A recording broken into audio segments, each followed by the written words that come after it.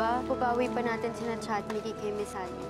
Tingin ko naman mabait siya. Ang pangalan ng daddy mo? Froilan po yung name ng daddy ko. Ikaw yun! Dahil si Daddy Froilan na ang kinikilala mong daddy, di ba? Kailangan nyo, hindi ko na kayo makita, ha? Kahit saang lungga pa kayo magtago, matatagpuan ko kayo. Froilan, anong ginawa ko sa iyo para pakasalan mo ang kapit mo? Ano pong kailangan niyo sa amin? Hindi naman ako may kailangan sa inyo, eh. Sila!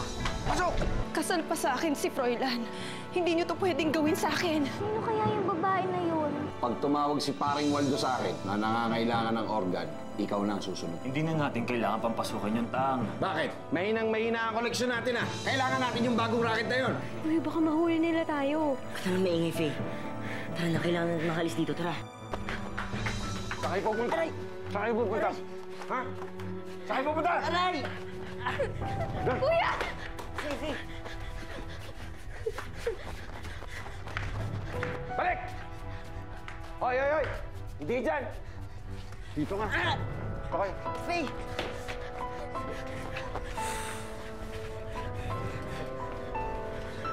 Aray! Pakawalan niyo na po kami kung gusto niyo. Ako na lang po, pakawalan niyo na po si Faye, please.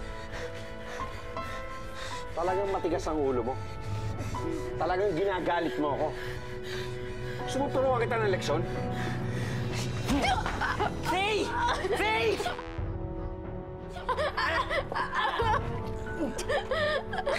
Faye! Faye!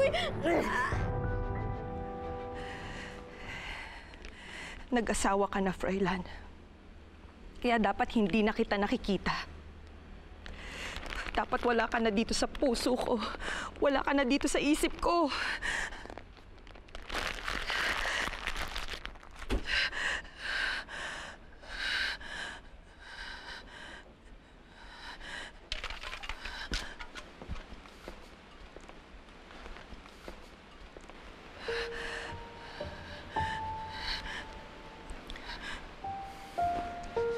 Tama na yan, Olivia. Sakit-sakit tayo, Fred, eh. Pagod na ako. Pero hindi pa rin mawala ang sakit na nararamdaman ko. Siguro kapag nasira na yung relasyon nila, hindi pa rin nila mararamdaman ang sakit na nararamdaman ko ngayon. Dahil si Froilan, ibinuhos ko na sa kanya ang lahat ng pagmamahal ko, ang lahat ng atensyon ko. Pero binaliwala nila lahat yun.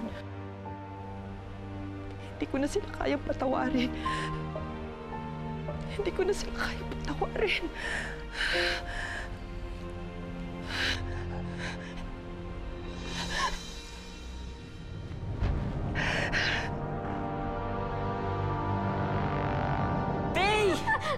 Tasang, please, tama na po. Huwag niyo po sasaktan yung kapatid ko.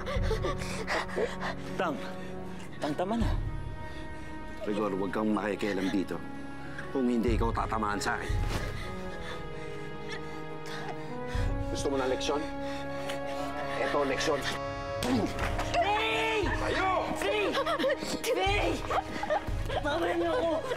Matigas ang ulo mo! Gusto mo akong sumungan! Tama na Gusto po. mo malaman kung paano ako kabit!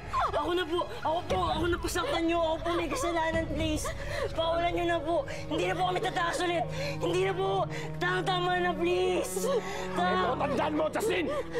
Pag hindi ka sigurado sa sinasabi mo, itong kapatid mo magbabayad sa akin! Faye! Faye! Faye! Tang, maghahanap ako ng ibang mga bata. Pakawalan na natin sila. Huwag mo akong pakialaman, Rigor. Yung mga batang yan, hindi aalis dito. Kung kailan ko sinabi sila aalis, tsaka sila aalis!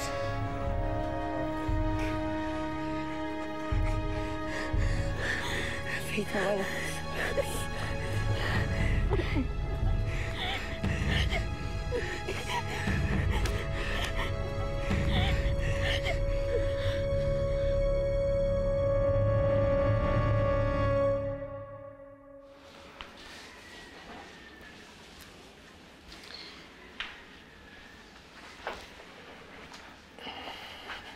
Froilan, saan ka pupunta? Sasamahan ko sana muna si Shine, Vicky, kasi baka malungkot kasi siya eh.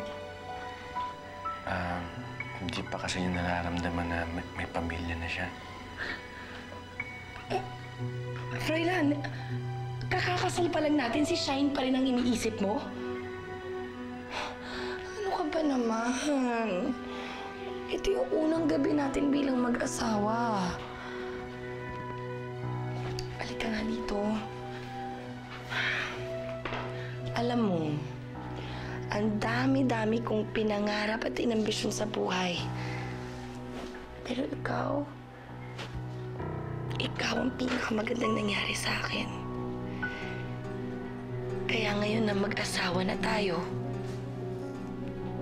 mas mamahalin kita at mas aalagaan.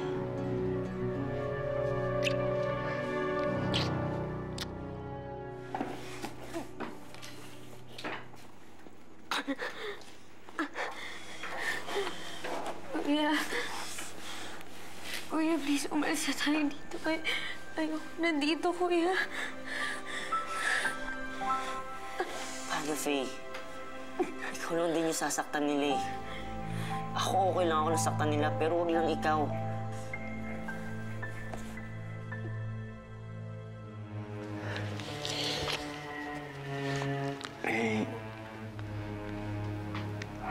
Matagal mo na nga akong inaalagaan, Vicky.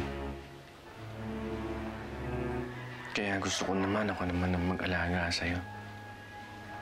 Okay na rin eh. Wala akong masyadong maalala sa nakaraan ko. Kasi nandiyan ka naman sa tabi ko eh. Tama ka, mas may mabubuo tayong mas magandang alaala.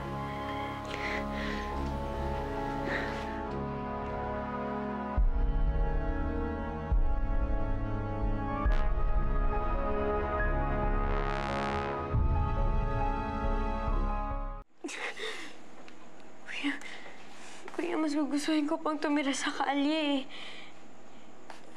At least doon nagagawa natin yung mga gusto natin.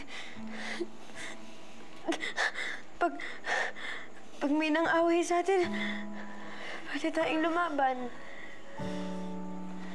Kuya, mamatay tayo dito nang walang kalaban-laban eh. Sorry, Faye. Sorry, hindi kita kaya paglaban. Wala akong magawa para makalaban. Feeling ko parang wala akong silbi. Alam ko na ako na lang inaasahan mo. Pero wala pa rin akong nagagawa. Sorry, Faye, sorry. Feeling ko hina-hina ako. Sorry, Faye, sorry.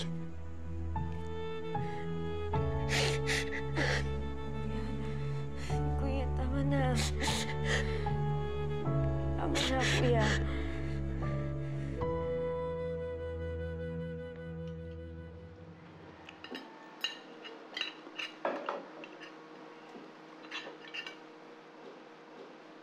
Hindi mo naman ginagalaw yung pagkain mo eh. Bakit? Ano nangyari? Naalala niyo kasi yung mami niya eh. Kung buhay po si Mami, hindi po siguro kami magkakahiwalay-hiwalay. Alam mo, Shine, naiintindihan naman kita eh. Pero kung iisipin mo, meron din naman magandang epekto yung nangyari sa inyo eh. Nang dahil sa nangyari, ayun, nakita natin at na-prove natin na wala talagang pakialam sa'yo yung Kuya Justin at Ate Faye mo. Diba? Opo. Pero si Mitch at Mickey po, gusto ko na po talaga silang makasama. Pag nasasad nga po ako, makungulit lang po si Mickey, tapos happy na ulit ako. Tapos si Cha naman, bibigyan niya lang ako ng drawings niya. I miss them so much.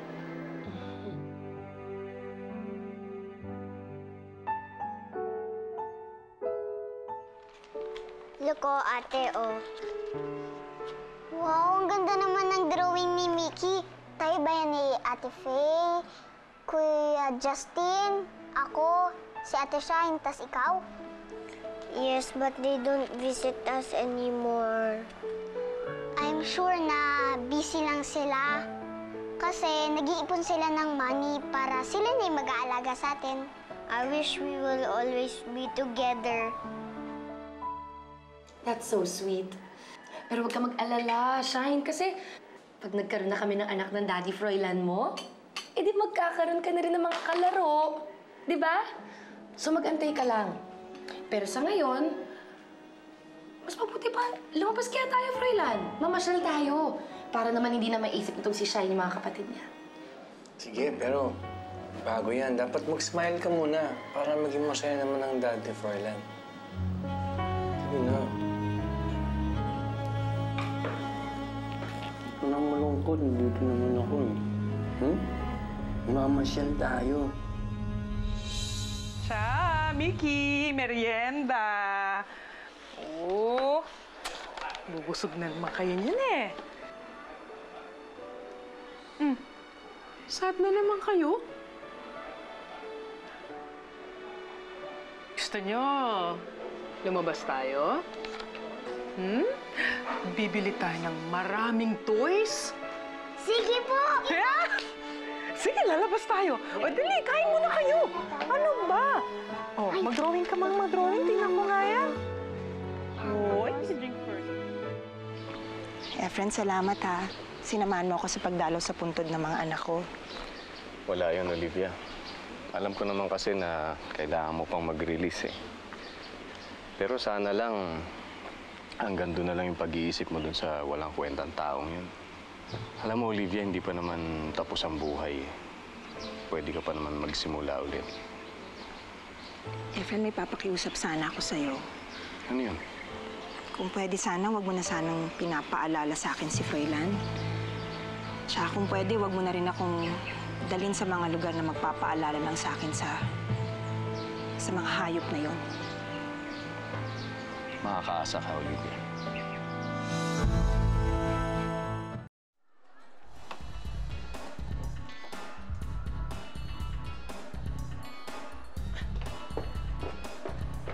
Froilan, tignan mo to.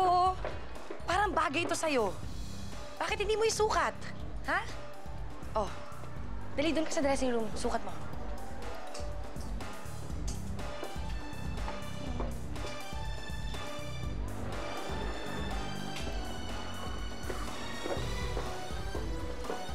Anong ginagawa mo dito? Epal ka naman sa family moment namin eh. Wow, family? Parang ngayon ko lang naman narinig sa'yo yun. Di ba? At least ngayon may natatawag na talaga akong pamilya ko. Tagumpay ang mga plano ko. What more can I say? Eh, ba't ganyan yung suot mo? Paano yung drama-dramahan mong manang? Eh, kasi syempre, kasal na kami ni Froilan at mahal na niya ako. Kaya wala nang dahilan para magkunyari pa ako at magpeke na baduy ako kasing baduy ni Olivia. Please, kadire. Pero hindi pa tapos ang mission ko. Ngayon, nasa akin na si Froilan. Si Shine naman ang kailangan ko asikasuhin. Pesting batang yan. Yung utak parang walang laman kundi yung mga kapatid niya. Eh, nasa na yung batang yun? O, diba? Ang sarap sapakin. Alam mo, pasalamat sa kailangan namin siya ni Froilan. Lecheng batang yan.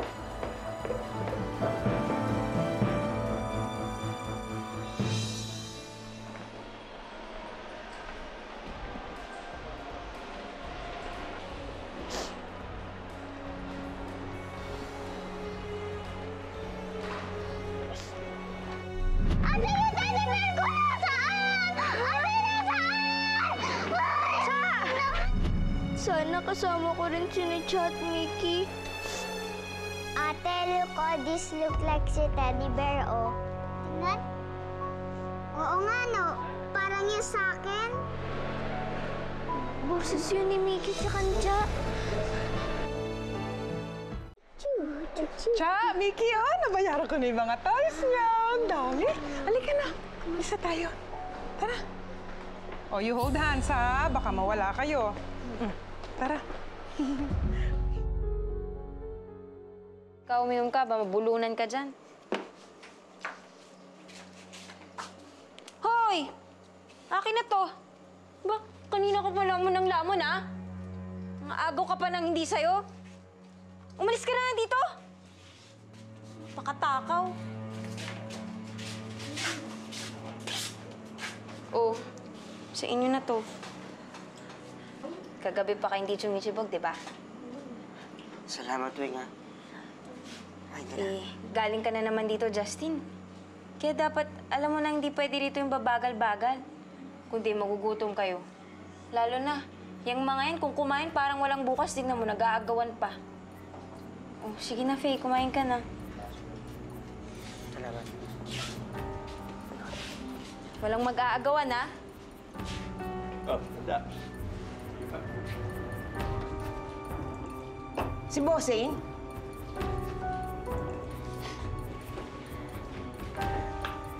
Kasalanan niyo ho kung bakit kami nandito. Masaya na ho ba kayo? Tara na! Naku, dami-dami nitong toys na to. Mag-e-enjoy kayo mamaya. Tapos gagawa ako ng masarap na snacks.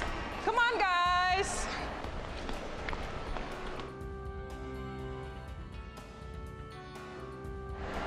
Dali! O, saan niyo pa gustong pumunta, mga anak? Mickey! Cha! Teka lang po, kasi po, may tumatawag po sa amin eh. That's right, ate. Who is that? Teka, bakit kasalanan ko? Dapat kayong matuwa dahil nabubusog ang mga sikmura ninyo. Wala po ba kayong konsensya? Ano ba yung konsensya? Ha? Nabubusog ba kayo ng konsensya? Ginugutom kayo at kung mamatay kayo, dilat ang mga mata ninyo. Kaya lang naman ho yun eh. Kung nandito ho yung mami namin, siya po mag-aalaga sa mga batang to. Dahil hindi ho siya katulad yun na hindi naaawa. Alam mo, mabuti pa, umalis na tayo kasi bibili ko pa kayo ng maraming damit. Yay! Hold my hand! Baka mawala kayo.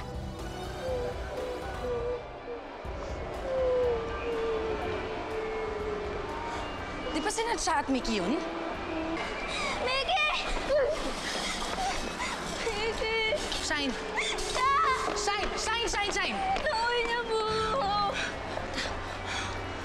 Nakita ko po sila siya at Mickey! Puntahan po natin sila, Mami Mickey! Shine! Hindi na... Umalis na sila! Hindi na natin sila maaabutan! Hanapin po natin sila, Mami Mickey! Nakita niyo po sila, di ba? Gusto ko na po sila makasama! Ayoko na po maiwalay sa kanila! Shine! Hindi mo ba nakita? May kasama na silang ibang babae. Sigurado ako pinakampo na sila ng Kuya Justin at Ate Faye mo. Kaya hindi na sila sasama sa'yo. No! Pag nakita po nila ako, sasama po sila sa akin! Sigurado po ako, miss na nila ako! Sige na po!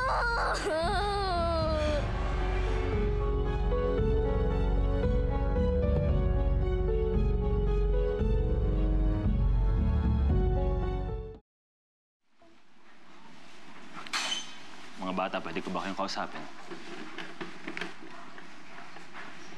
Pasensya na kayo, ha. Wala pa akong magawa sa ngayon. Pero hahanap tayo ng tiyempo. Kuya Rigor, sana naman sa susunod na tatakas tayo, sana makaalis talaga kami. Baka si Faye na yung pag-initan ulit eh. Akala ko ba anak ka? Bakit wala ka namang magawa? Kung ayaw mo naman yung ginagawa ng tatang mo, ba't ka nagtitiis dito? Ano ba? Ano?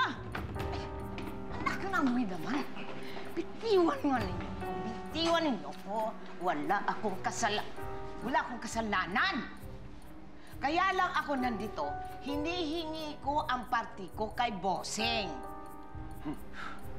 Tanda, ang hirap ba intindihin ng sinabi ko? Wala pang pera. Walang datong. Mahirap bang intindihin yun? Naku naman, Bossing. Nirarayuman na nga ako ng kasusuyo sa mga batang yan. Pagkatapos, kalimutan mo lang yung party ko, Bossing.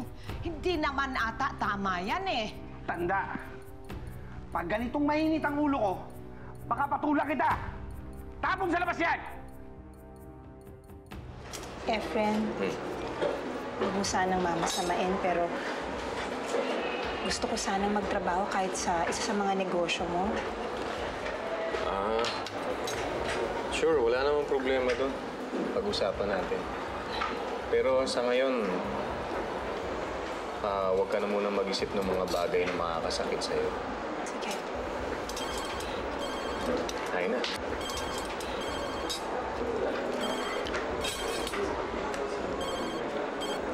Sagutin ko lang. Excuse me. Sige.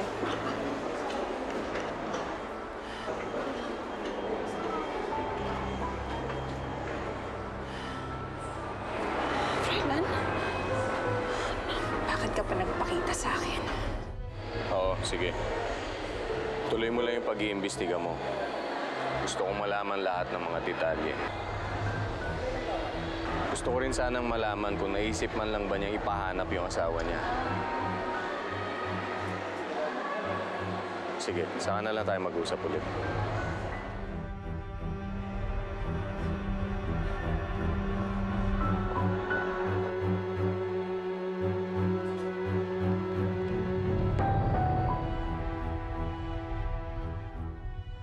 Miss, nakita mo ba yung mga kasama ko?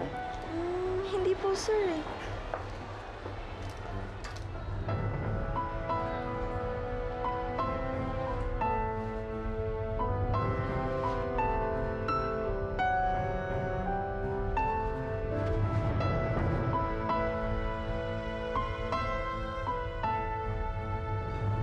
Froilan? Walang hiya ka!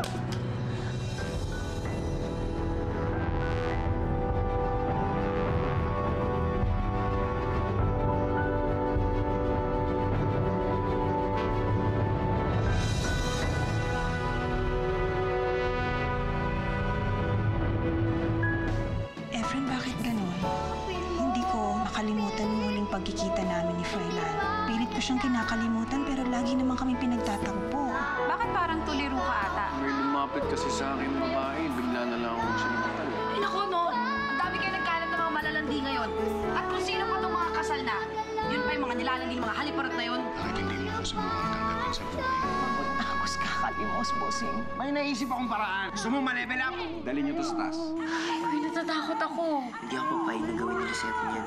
Siguro po pineta ni na Ate Pet Kuya Justin yung mga kapatid ko. Wala talaga silang pakialam sa amin. Ikaw naman kasi. Iniisip mo pa sila habang sila, wala na silang pakialam sa'yo. Pwedeng hindi mo na po isalang si Faye.